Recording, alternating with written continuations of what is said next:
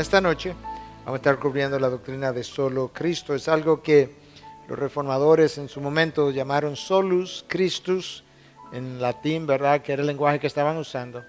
Es una doctrina que todos entendemos que es así, sin embargo no necesariamente todos entendemos correctamente por qué es así y no todos lo podemos articular, la enseñanza o la defensa de la manera más apropiada. Y eso es lo que vamos a tratar de ilustrar esta noche.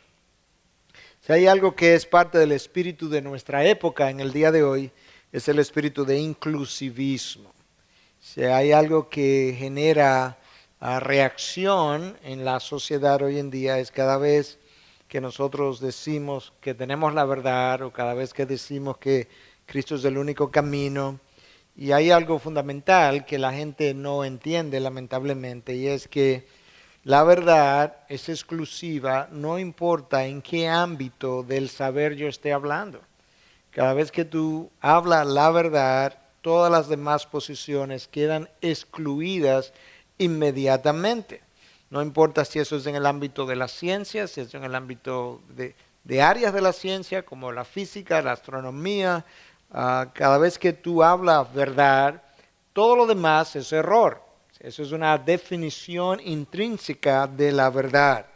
Y un ejemplo sencillo es que cuando hablamos de que la luz viaja a 300.000 kilómetros por segundo, esa es la verdad. Todas las demás velocidades quedan excluidas inmediatamente.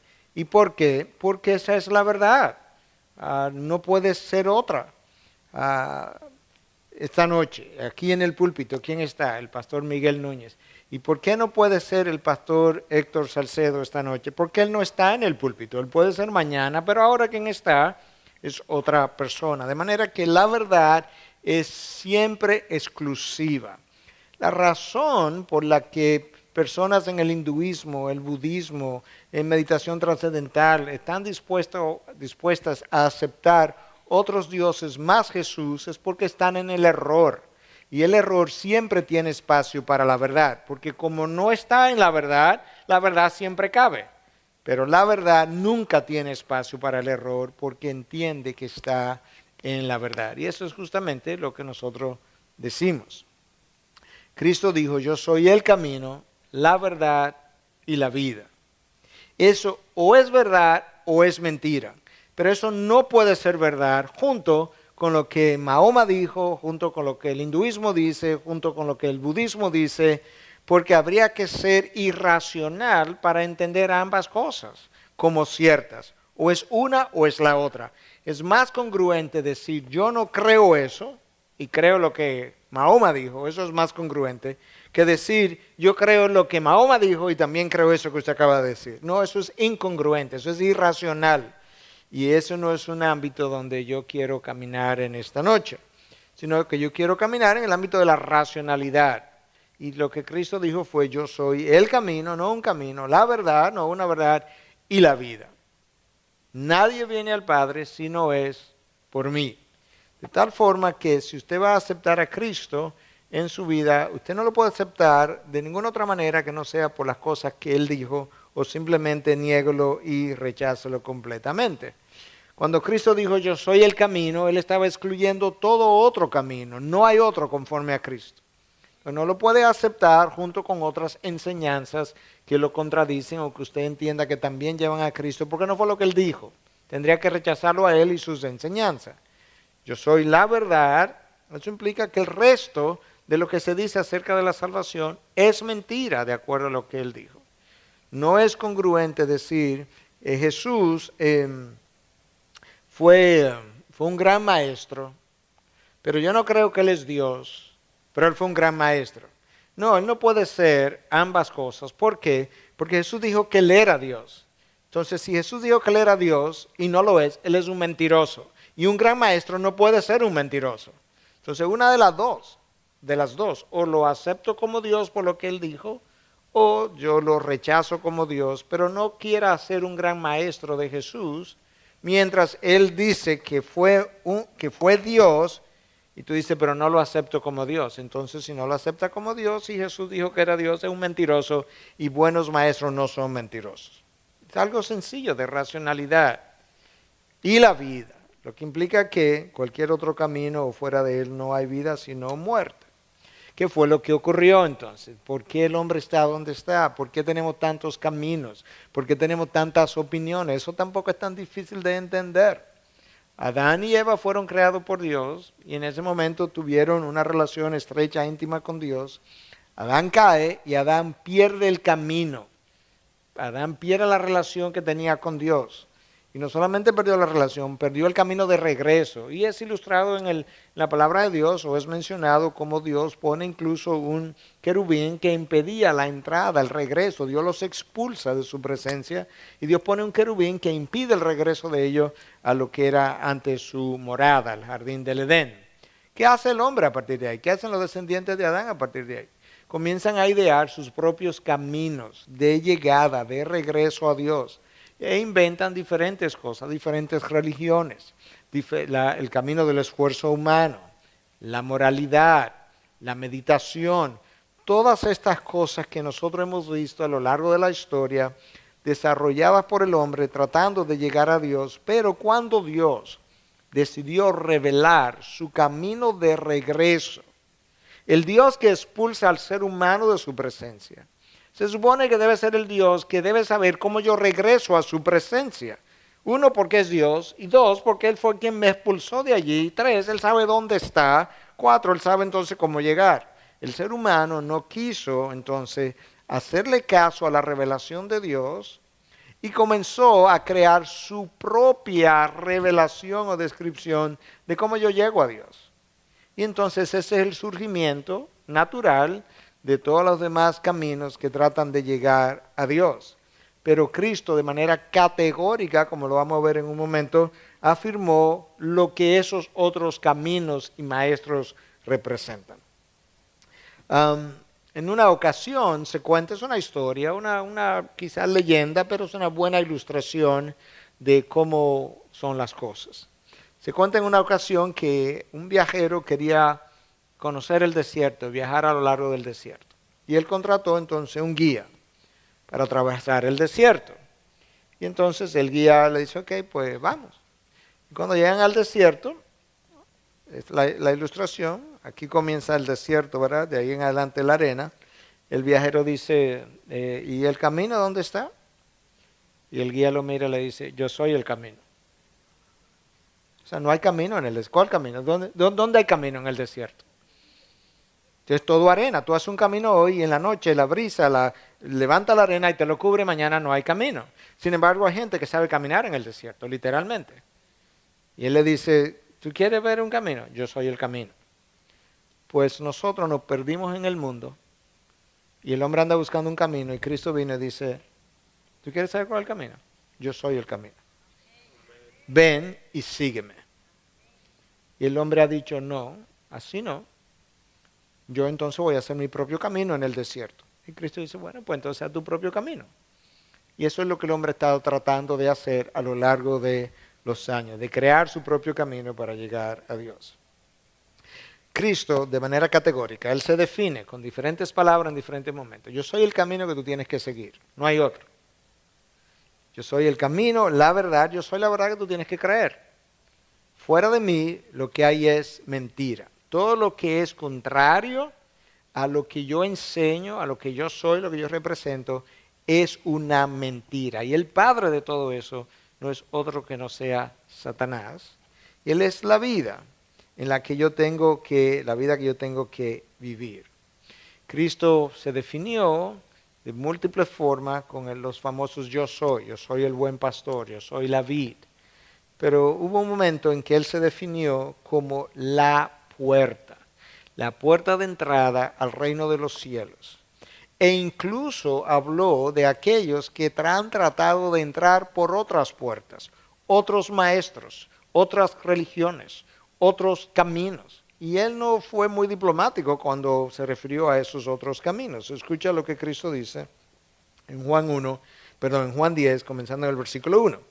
En verdad os digo, esto es importante, cada vez que Cristo decía en verdad, en el contexto hebreo estaba diciendo, presten atención, que lo que viene es importante. El que no entra por la puerta en el redil de las ovejas, sino que sube por otra puerta, ese es ladrón y salteador, nada diplomático. El que trata de entrar por otra puerta, el que trata de enseñar que hay otra puerta, el que trata de brincar hacia adentro, saltar para entrar al redil por una puerta que no soy yo, es un ladrón y es un salteador. Claro que es un ladrón. Está tratando de robarse la gloria de Dios. Es un salteador porque asalta la mente humana, el corazón humano. Pero, hay un pero aquí que es importante. El que entra por la puerta es el pastor de las ovejas. Él no brinca, él entra por la puerta. A este le abre el portero y las ovejas oyen su voz. Llama a sus ovejas por nombre y las conduce afuera. Cuando saca todas las ovejas, va delante de ellas y las ovejas lo siguen porque conocen su voz. La idea es que el pastor ha llegado, ha dejado el redil con un portero y entonces el portero reconoce al pastor, le da paso. Cuando él entra al redil, él le habla a las ovejas conocen su voz y le siguen. Eso es literalmente como pasa según aquellos que crían ovejas. En Israel se cuenta, porque yo nunca he estado en Israel, pero no he visto esto que voy a contar, que en un campo abierto se pueden juntar cientos de ovejas que pertenecen a 4, 5, 6, 7, 8 pastores distintos. Y están todas mezcladas. Y entonces ahora tienen que separarse. Y lo que los pastores hacen es que en un momento dado él comienza a caminar en una dirección y él comienza a hablar. Y sus ovejas reconocen su voz y esas ovejas siguen a ese pastor. Y las otras se quedan porque yo no soy de ese pastor que vaya adelante. Esa no es la voz que yo reconozco. Y entonces el otro pastor comienza a hablar y se mueve en otra dirección y las ovejas reconocen su voz y le siguen. Eso es la figura que Cristo está usando en este momento para ayudarnos a entender cómo funciona esto de las ovejas y Él que es el buen pastor. El texto continúa en el versículo 7 y dice, entonces Jesús les dijo de nuevo, en verdad os digo, yo soy la puerta de las ovejas. Otra vez, en verdad os digo, yo soy la puerta de las ovejas. Todos los que vinieron antes de mí son ladrones y salteadores. Ya lo dijo, lo está repitiendo otra vez. Si no me entendieron, déjame decírselo otra vez. Los que vinieron antes de mí son ladrones y salteadores. Pero las ovejas no le hicieron caso. ¿Por qué no le hicieron caso? Porque no escucharon su voz. Yo soy la puerta. Otra vez vuelve a decirlo. Si alguno entra por mí, será salvo. Y entrará y saldrá y hallará pasto. Si entra por mí. Si hay alguien que enseñó de manera exclusiva, fue la persona de Jesús. Si hubo alguien que enseñó de manera radical en contra de los falsos maestros, fue Jesús. En este caso le está llamando ladrones y salteadores. Pablo le llama en otra ocasión lobos rapaces. No había mucha misericordia para esos falsos maestros.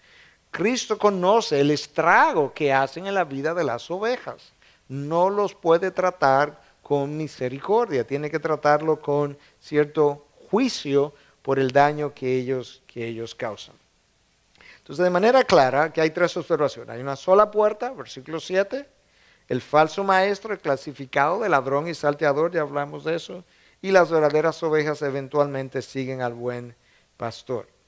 El resto, ¿qué son? Falsos maestros.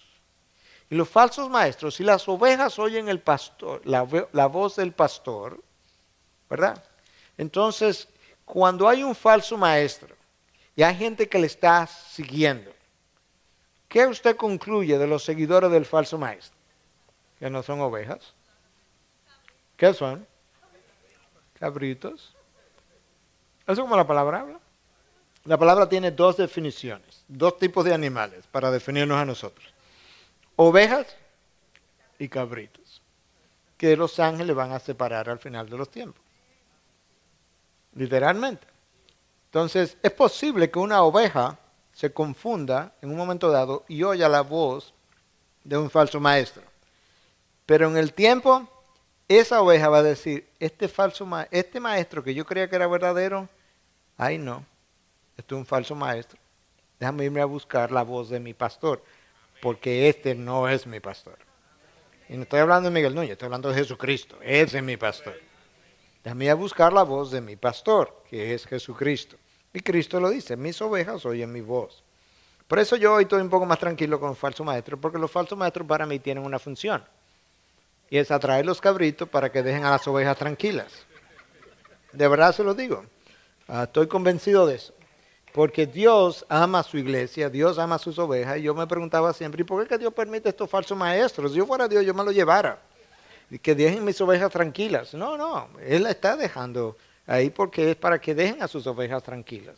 El falso maestro atrae a falsos seguidores. Y sus ovejas oyen su voz. De manera que en sentido general, sus ovejas están con Cristo, el buen pastor, y los falsos maestros están con falsas ovejas que son cabritos. Mira lo que dice Cristo en Juan 7, del 13 al 15. Entrad por la puerta estrecha, porque ancha es la puerta y amplia es la senda que lleva a la perdición. Cristo es claro, es radical. Y muchos son los que entran por ella. ¿Por cuál? Por la puerta que lleva a la perdición. Esa es la ancha. Pero Él dice que no entre por ahí. Porque estrecha es la puerta y angosta la senda que lleva a la vida. Y pocos son los que la hallan. Alguien me hizo una pregunta en el tiempo de pregunta y respuesta inicial y yo decía que hoy vamos a hablar justamente de que son pocos los que entran. Que Cristo no justificó a todo el mundo, no justificó a toda la humanidad en la cruz, sino unos pocos, aquí están, y pocos son los que la hallan. Cuidaos de los falsos profetas, ahí están, que vienen a vosotros con vestidos de ovejas, pero por dentro son lobos rapaces. Nada diplomático, Jesús. Porque por sus frutos los conoceréis. ¿Acaso se recogen uva de los espinos o higo de los abrojos? Te das cuenta que hay una advertencia clara en contra de los falsos profetas, pero una de las cosas que Cristo nos deja ver es que los falsos profetas vienen como si fueran ovejas, vestidos de ovejas. Si no vinieran vestidos de ovejas, todo el mundo dijera, ese es un falso profeta. El problema es que cuando llegan, la gente dice, wow, ese hombre sí habla bien. Mira, ese hombre habla en nombre de Cristo. Mira, con frecuencia habla en nombre de Cristo. Es como un Judas. Mira, Judas, incluso Judas luce también, que hasta tesorero lo hicieron del grupo. Pero por dentro son lobos rapaces. De eso estamos llenos en lo que es el mundo, ¿verdad? El mundo cristiano hoy en día. Y ellos lucen por un tiempo, lucen como verdaderos maestros. Yo recuerdo en una ocasión, cuando yo no conocía prácticamente gran cosa del mundo, pero era cristiano. Y yo estoy viendo a Benny Hinn, y yo le estoy viendo, yo le decía a mi esposa, yo no sé lo que este hombre tiene, pero hay algo que a mí no me acaba de convencer. Yo no sabía que él era lo que él es. Pero no, hay algo, yo no sé lo que es, pero hay algo. Y en ese momento, la verdad que yo tenía poco conocimiento, pero el espíritu que moraba en mí comenzaba a decirme, esa no es mi voz, esa no es mi voz. Y finalmente, en un programa subsiguiente, yo finalmente le dije, ya yo sé, yo entendí.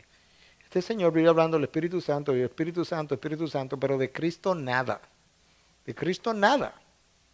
Y resulta que la palabra de Dios dice que el Espíritu Santo va a venir y va a tomar de lo mío y me va a glorificar a mí. Y resulta que el Padre de quien habla es del Hijo, Él es la puerta, Él es el camino, es la verdad, Él es la vida. Pero este hombre no habla de Él. Entonces comencé a entender. Y una de las cosas que caracteriza a los falsos profetas es que no hablan mucho de Cristo y cuando lo hablan lo distorsionan. Y eso es una de las cosas capitales. Nosotros no podemos, yo decía esto la semana pasada, nosotros no podemos insistir en que no, lo que tenemos que ver, lo que tenemos en común con el católico, lo que tenemos en común con los budistas, lo que tenemos en común con los hinduistas. No, porque si es por lo común, todo el mundo va para el cielo. Nosotros tenemos que ver lo que tenemos de exclusivo con Cristo. Cristo es la piedra de tropiezo. Y en Cristo es que tropiezan todas las demás religiones. Cuando tú tomas a Cristo como el filtro, ahí que tropieza la iglesia de Roma, porque Cristo solo no te salva, sino que Cristo más la corredentora María, es Cristo más las obras, es Cristo más las oraciones de los santos, es Cristo más la penitencia, es Cristo más las misas, es Cristo, ya chocaron en la piedra. Si el que va a los mormones, bueno, ok, vamos a ponerlo otra vez de Cristo. Bueno, Cristo es un profeta, pero no es hijo de Dios, no es Dios. Bueno, ya chocaron, ya se quedaron en el embudo. Si te va con los musulmanes por igual, Cristo fue uno de los 124 profetas que han venido, pero Mahoma es el último y el mejor de los profetas, el más grande. Ya se quedaron en el colador. Cristo es el colador. Tú me dices que tú crees de Cristo y yo te digo el resto de lo que pasa. La puerta amplia, ¿cuál es? Bueno, dice que la puerta que lleva a la perdición, ¿ok? Pero ¿cómo yo sé cuál es esa puerta? Bueno, tiene diferentes colores en el mundo de la enseñanza. Es el evangelio diluido, por un lado, en unos casos. Es el evangelio que dice que tú necesitas a Cristo más las obras para ser salvo. En otros casos, es Cristo más otros dioses. El hinduismo tiene potencialmente 300,000 y pico de divinidades. Y si tú le llevas a Cristo, ellos no tienen ningún problema en incluírtelo. Lo que no puede ser exclusivo. Entonces te das cuenta que Cristo sigue siendo la piedra de tropiezo. Cristo más otros intermediarios. ¿Verdad? Y la iglesia de Roma ha hecho a María corredentora. Ya no es intercesora, corredentora. O sea, ella contribuye a la redención de nosotros, de acuerdo a sus nuevas enseñanzas. O un evangelio sin demandas, no tiene costo, tú no tienes que cambiar mucho. Que en realidad, mira, mi esposo es un hombre tan bueno que él le falta poco para convertirse, porque él no tiene que cambiar mucho y se convierte. Si hay algo que yo sé es que todo el mundo tiene mucho que cambiar si se convierte, porque es de la noche a la luz, de la oscuridad, de las tinieblas a la luz, literalmente. De estar muerto, si usted piensa que un muerto no tiene que cambiar mucho, o sea, mira un muerto y mira un vivo al lado. Si usted dice, ese muerto no tiene que cambiar mucho, usted tiene problemas graves, porque es mucho lo que ese muerto tiene que cambiar para parecerse a este vivo, o para ser vivo. Y a veces otro evangelio, como Pablo le dice a los Gálatas insensatos, ¿quién los engañó tan pronto? Que ahora es otra vez por las obras. Y le dice insensatos. Y le dice, aun si un ángel del cielo viene, o Benny Hinn, o Cash Luna, y le predica otro evangelio, que sea anatema. Hay una maldición pronunciada para aquellos que hablan en nombre de Cristo con otro evangelio.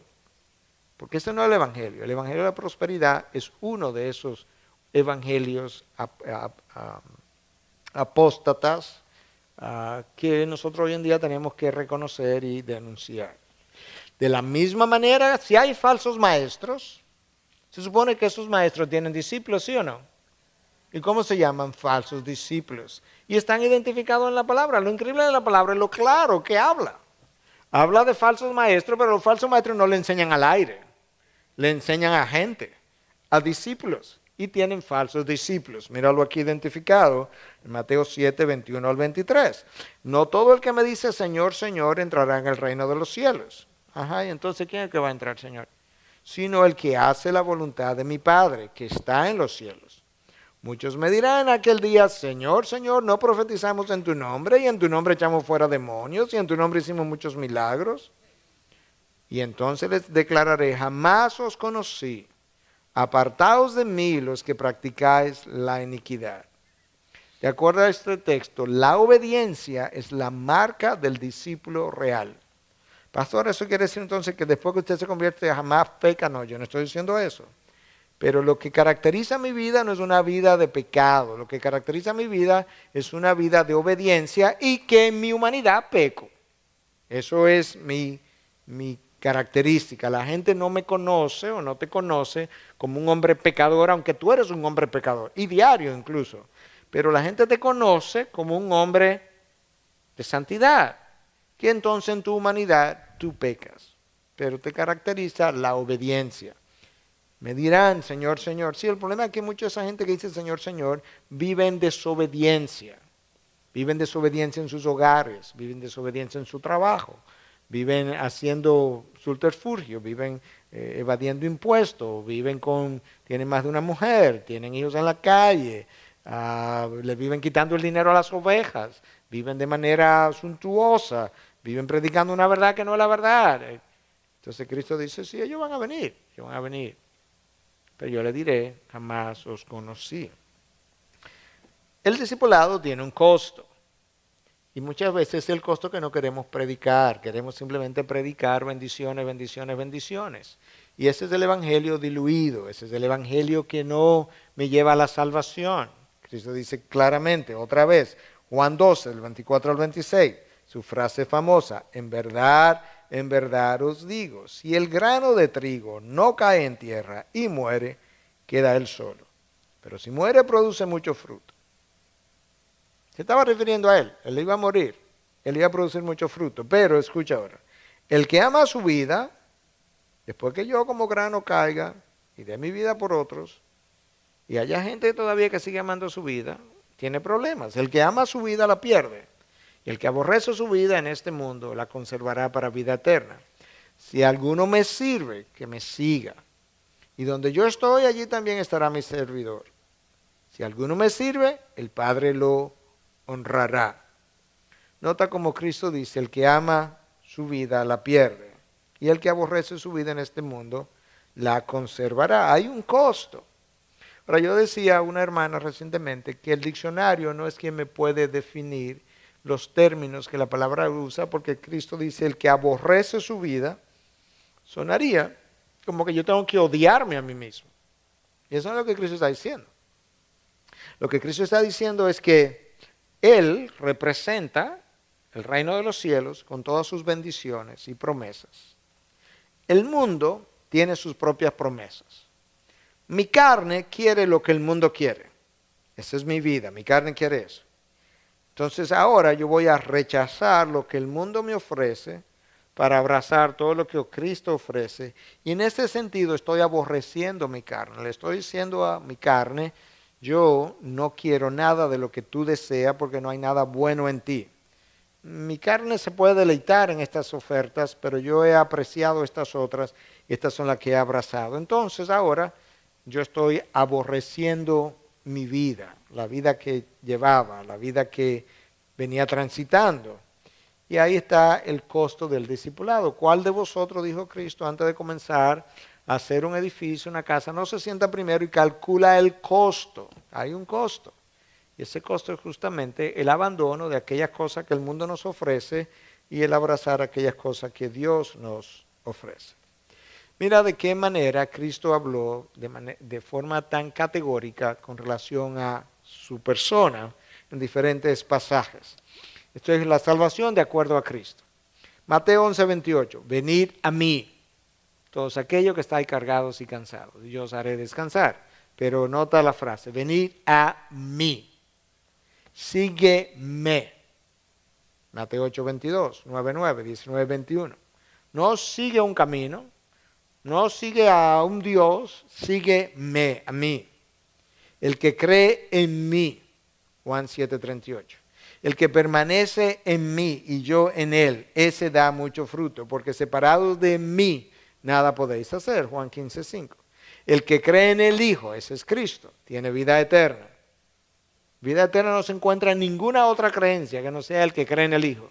Pero el que no obedece al Hijo no verá la vida.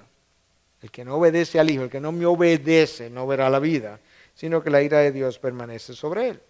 Podemos agregar ahí a Hechos 4:12, creo. En ningún otro nombre debajo del cielo hay salvación. En ningún otro nombre. No existe. Y ese reclamo de exclusividad es lo que la sociedad de hoy en día resiente cuando nosotros enarbolamos la bandera de la exclusividad. Ahora, como estamos hablando de Cristo de manera exclusiva, ¿verdad? Yo quiero compararlo con otros líderes mundiales para que nosotros podamos ver lo especial de nuestro líder principal y de nuestra puerta. Mahoma, dicen los musulmanes, que es el más grande de todos los profetas. El Corán dice que tú debes tener no más de 4 esposas. Mahoma tuvo 11 y muchas concubinas. Pero el permiso que él tenía era para 4. Compara eso con Cristo. Confucio estaba tan confundido que se divorció. Sócrates, dice la historia, que se sentía atraído por varones, para decirlo de manera diplomática. Buda decía que fundó una religión que establece que el hombre está atrapado en su egoísmo y que tú tienes que seguir 8 pasos para liberarte de tus deseos egoístas.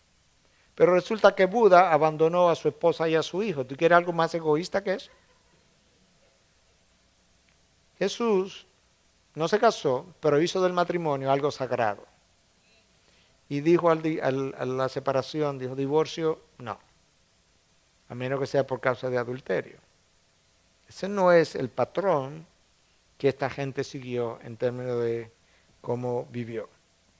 Jesús es un hombre único en la historia, único en hombre como código de valores, cumplió a la ley a cabalidad. Nadie lo pudo acusar, ni sus enemigos pudieron demostrar su culpabilidad. Trataron, al final, aquí está el veredicto, dice Pilato que él no encuentra nada, dice Herodes que él no encuentra nada. El ladrón en la cruz le dice al otro, este hombre no ha hecho nada, nosotros estamos aquí porque hicimos lo mal hecho, pero este hombre no ha hecho nada. Y el centurión al pie de la cruz dice, verdaderamente este era el Hijo de Dios. Nadie puede encontrar culpabilidad con él. Es un hombre único en la historia. Yo soy el camino, la verdad y la vida. Nadie viene al Padre sino por mí. Jesús fue único en múltiples maneras. Fue único en el tiempo. En el principio era el Verbo. Y el Verbo era con Dios. Y el Verbo era Dios. ¿Desde cuándo? Desde el principio. No fue creado. Es único en el tiempo. Es un ser eterno. A Mahoma lo crearon. A Buda también. Pero no a Jesús. A Confucio también. Apocalipsis 21:6. Yo soy el alfa y la omega. Yo soy el principio y yo soy el final. En otras palabras, yo lo contengo todo. El que es, el que era y el que ha de venir. Él se define en los 3 tiempos verbales. ¿Por qué? Porque yo soy eterno. Si piensan en la eternidad pasada, yo era. Si piensan en el presente, yo soy. Si piensan en el futuro, yo voy a venir. Único en el tiempo. Jesús fue único en su nacimiento.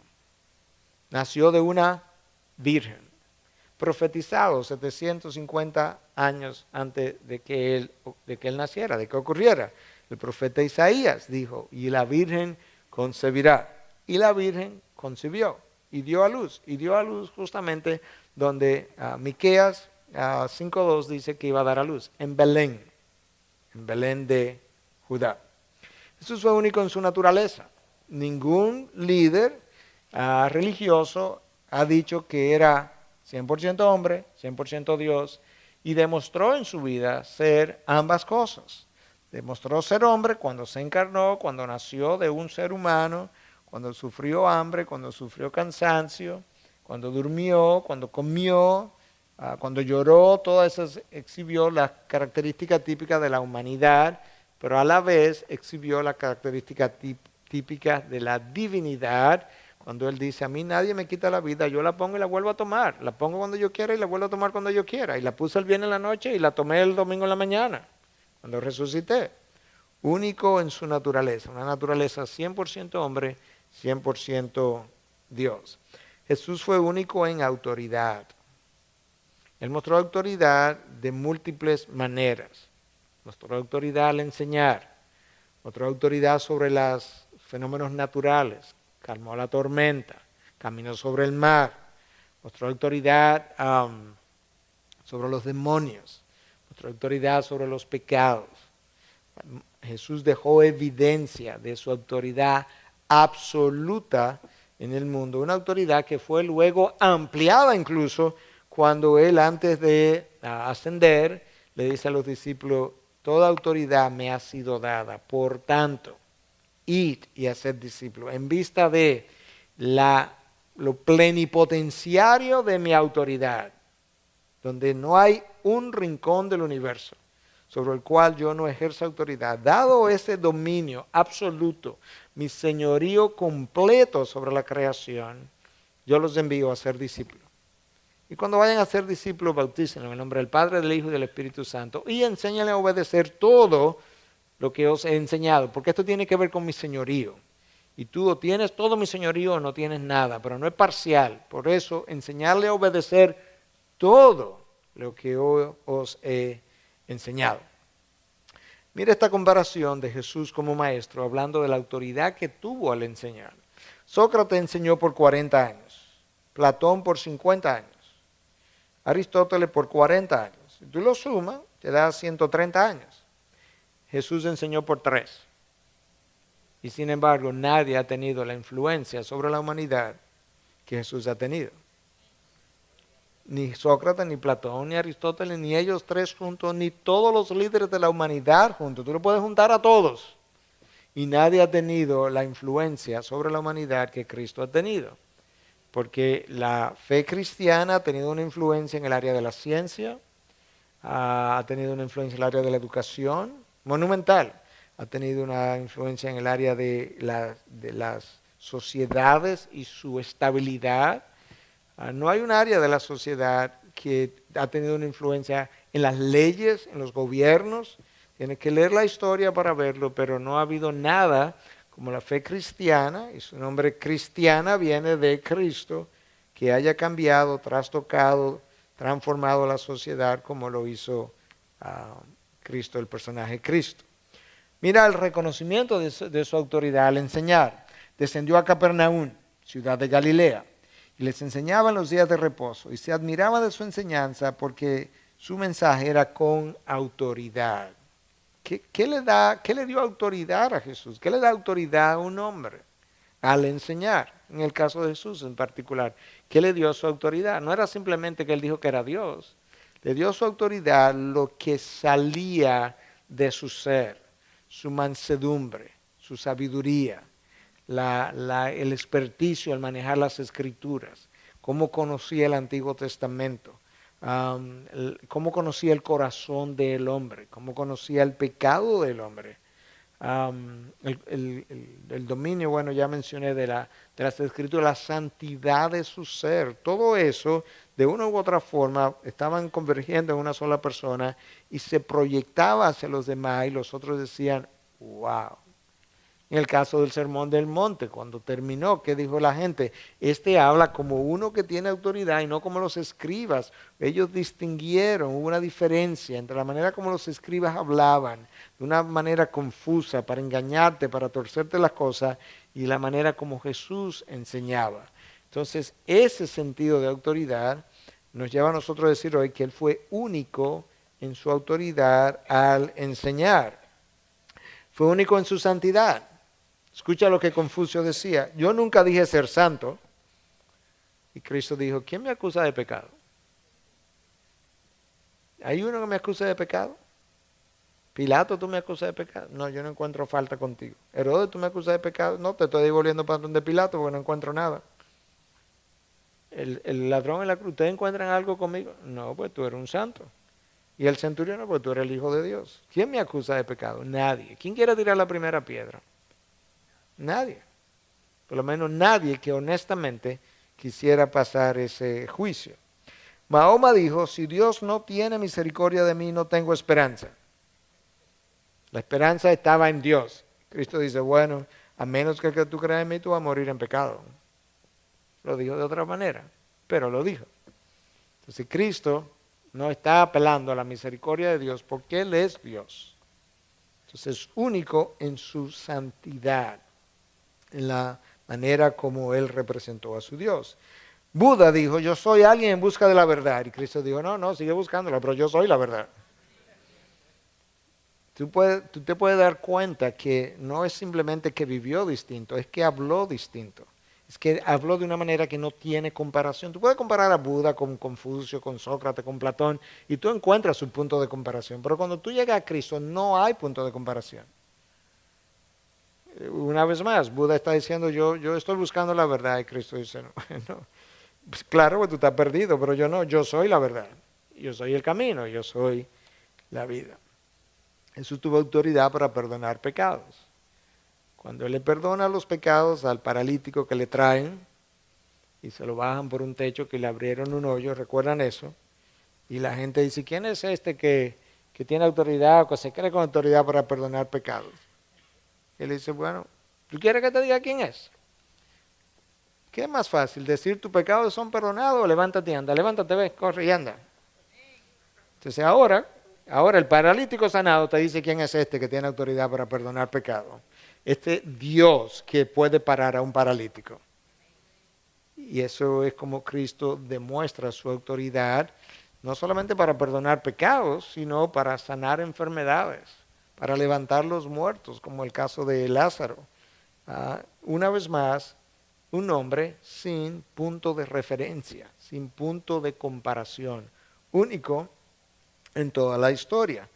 Jesús tuvo autoridad para expulsar demonios y la gente que estudia la antigüedad te dice, bueno, pero habían otros rabinos también que expulsaban demonios, sí, pero cuando le trajeron a uno que ni sus propios discípulos pusieron a expulsar a nadie, Cristo lo expulsó con una sola palabra.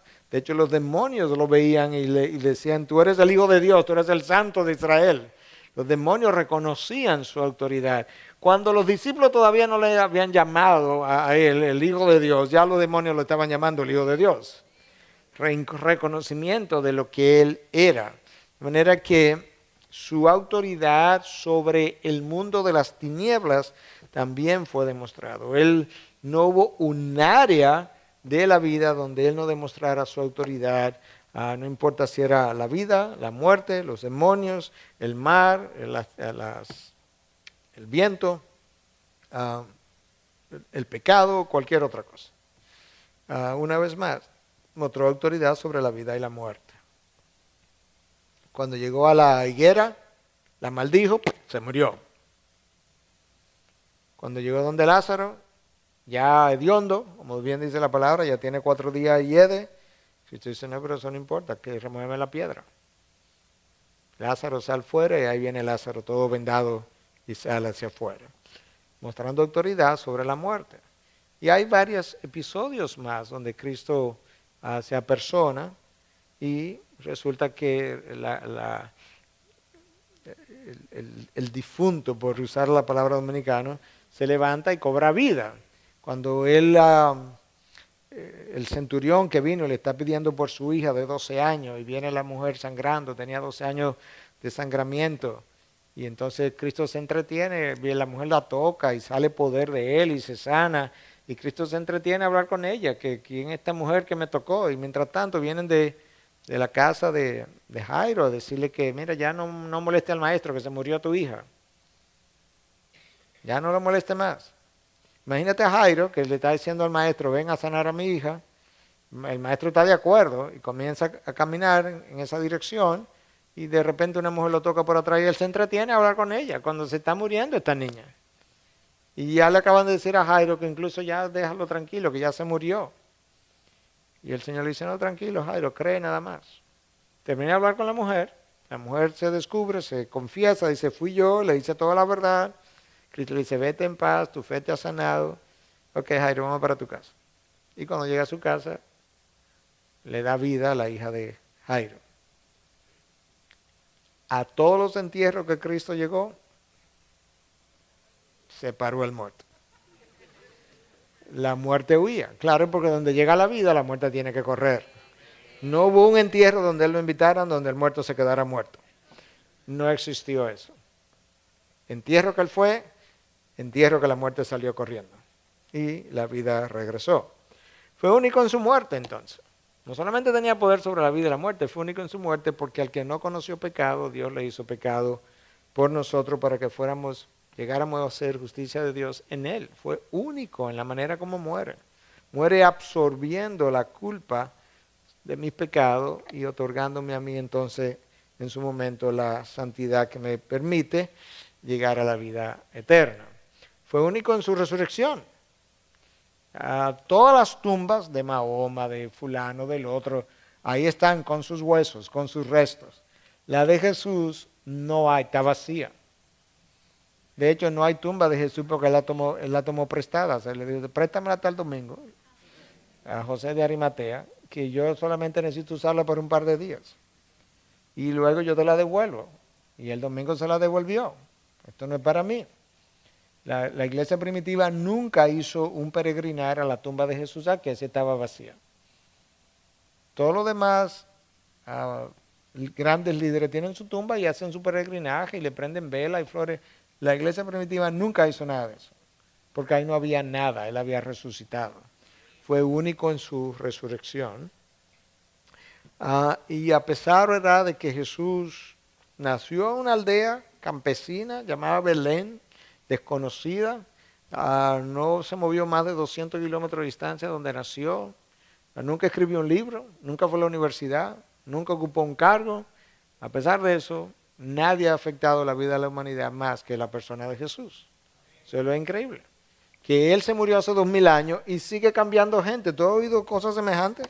Una gente que se muere hace 2000 años y sigue cambiando y transformando y la gente le sigue obedeciendo. Ese fue el milagro, o sea, eso fue lo que le llamó la atención a Napoleón Bonaparte. Dice, a mí lo que me sorprende, yo lo estoy parafraseando, es mis hombres me obedecen. Yo oyo mi voz y me obedecen, pero eso es ahora que yo soy el emperador Napoleón Bonaparte. Pero ahora, o cuando yo era, porque ya estaba en la isla de Santa Elena en exilio, dice, ahora que estoy en la isla de exilio, ya nadie me hace caso, yo todavía estoy con vida. Pero Jesús, se murió hace 18 siglos atrás, 1800 años atrás, y la gente todavía lo sigue obedeciendo. Yo estoy con vida y todavía ya ni me obedecen, ni caso me hacen. Pero Jesús, hablando de manera honrosa incluso, se murió hace 1800 años y la gente lo sigue obedeciendo. La gente sigue cambiando. Todavía su voz sigue comandando tropas. Y eso es justamente esa vida solitaria. Y por todo eso entonces, Jesús y ningún otro Dios. Único como personaje. Solo Cristo, solo en Jesús. No hay salvación en ningún otro nombre. Entonces era una de las 5 solas de la Reforma. Cubrimos sola Escritura, sola fide, sola gracia, solus Cristo. Y eso era parte de la problemática, y sigue siendo de Roma, de la iglesia de Roma. Porque aunque Roma te dice que sí, que solamente hay salvación en Jesús, pero con la colaboración de obras, de María, de santos, de la obra de los santos, que se guardan el tesoro de los méritos, que te la pueden transferir a ti para sacarte del purgatorio. Toda una serie de cosas que te dice, ¿dónde sacaron tal enseñanza? Bueno, de la tradición, pero no de la palabra de Dios. Entonces eso nos da una idea de por qué solo Cristo, cómo articularlo mejor, cómo entenderlo mejor.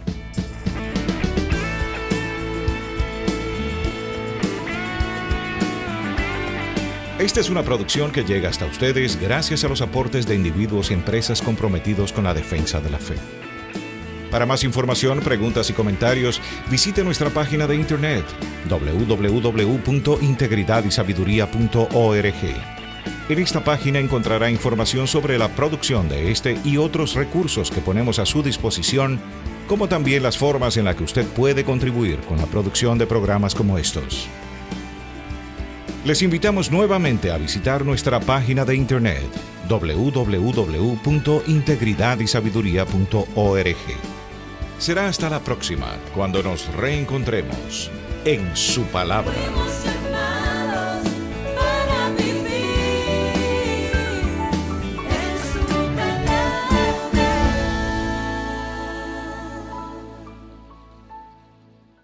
Dios. Entonces, si Jesús dijo que Él era Dios y no lo es, Él es un mentiroso. Y un gran maestro no puede ser un mentiroso. Entonces, una de las dos, o lo acepto como Dios por lo que Él dijo, o yo lo rechazo como Dios, pero no quiera ser un gran maestro de Jesús, mientras Él dice que fue Dios Y tú dices, pero no lo acepto como Dios. Entonces, si no lo acepta como Dios, y Jesús dijo que era Dios, es un mentiroso, y buenos maestros no son mentirosos. Es algo sencillo de racionalidad. Y la vida, lo que implica que cualquier otro camino o fuera de él no hay vida sino muerte. ¿Qué fue lo que ocurrió entonces? ¿Por qué el hombre está donde está? ¿Por qué tenemos tantos caminos? ¿Por qué tenemos tantas opiniones? Eso tampoco es tan difícil de entender. Adán y Eva fueron creados por Dios y en ese momento tuvieron una relación estrecha, íntima con Dios. Adán cae y Adán pierde el camino. Adán pierde la relación que tenía con Dios. Y no solamente perdió la relación, perdió el camino de regreso. Y es ilustrado en la palabra de Dios, o es mencionado como Dios pone incluso un querubín que impedía la entrada, el regreso. Dios los expulsa de su presencia y Dios pone un querubín que impide el regreso de ellos a lo que era antes su morada, el jardín del Edén. ¿Qué hace el hombre a partir de ahí? ¿Qué hacen los descendientes de Adán a partir de ahí? Comienzan a idear sus propios caminos de llegada, de regreso a Dios. E inventan diferentes cosas, diferentes religiones, el camino del esfuerzo humano, la moralidad, la meditación, todas.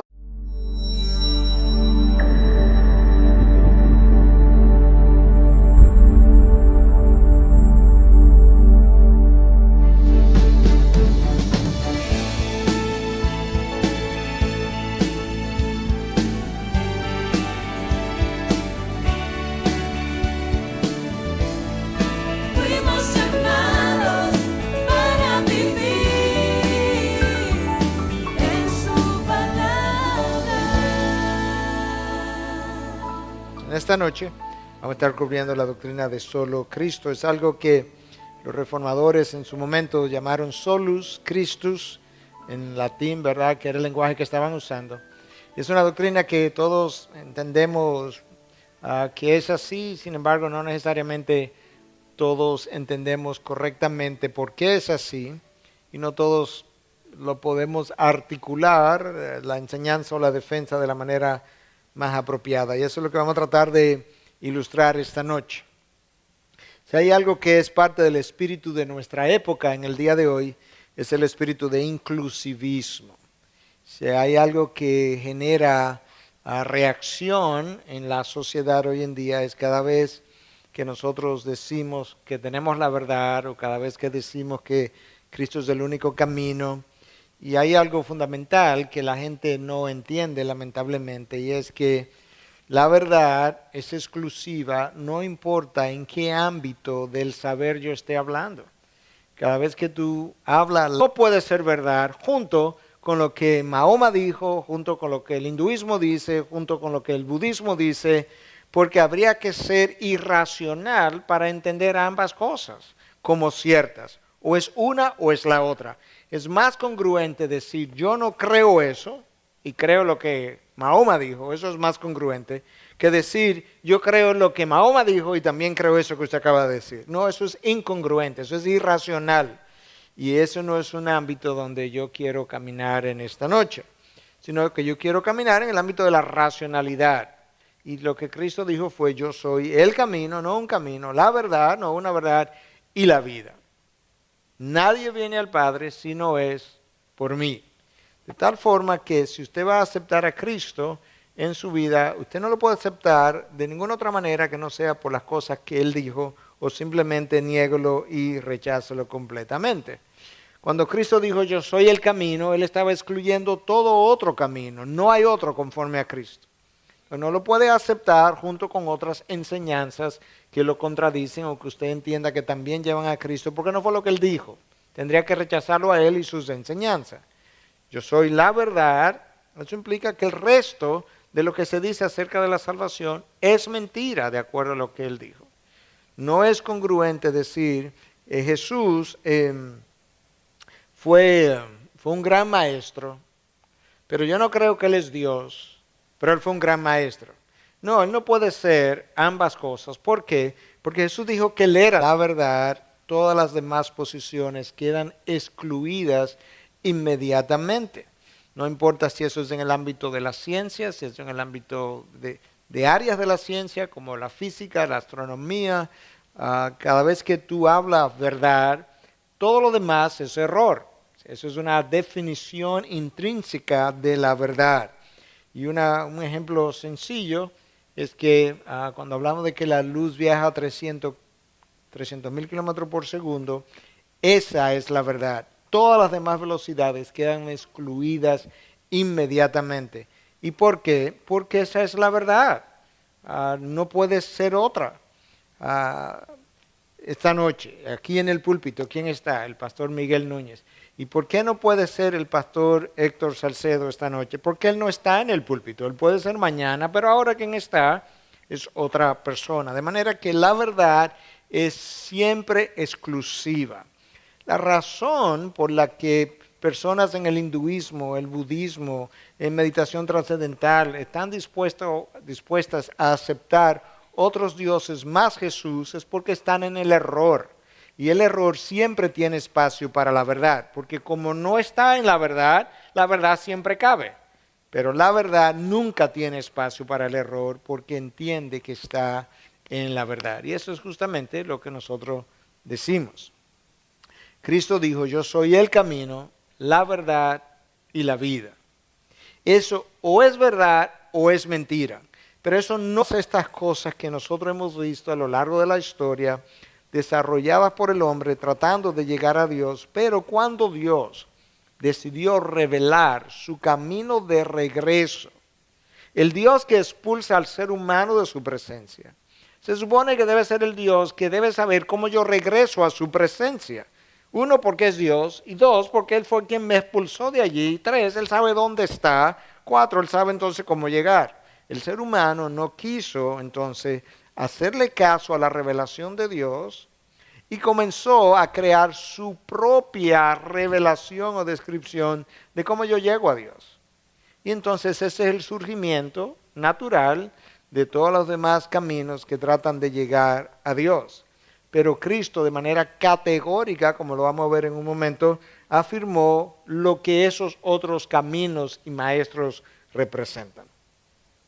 En una ocasión se cuenta, es una historia, una quizás leyenda, pero es una buena ilustración de cómo son las cosas. Se cuenta en una ocasión que un viajero quería conocer el desierto, viajar a lo largo del desierto.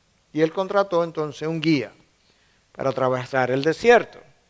Y entonces el guía le dice, ok, pues vamos. Y cuando llegan al desierto, es la ilustración, aquí comienza el desierto, ¿verdad? De ahí en adelante la arena. El viajero dice, ¿y el camino dónde está? Y el guía lo mira y le dice, yo soy el camino. O sea, no hay camino en el desierto. ¿Cuál camino? ¿Dónde hay camino?